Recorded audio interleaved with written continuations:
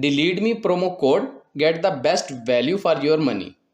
First of all, let's navigate and open a web browser that you use for searching. Once you are in, use the search bar to find the Delete Me promo code. Once you get the search results, find a website that provides best deal on Delete Me. Once you find the website, click on the URL to open the website. Here, you will find different deals and offers that provide discount. So click one that you find best and a pop-up will appear on the screen with promo code. Simply copy this code and then tap on the shop to open Delete Me website or open mobile app for subscription. Log into your account and when you are going to purchase a plan, apply the copied promo code for discount on total amount. And that's it.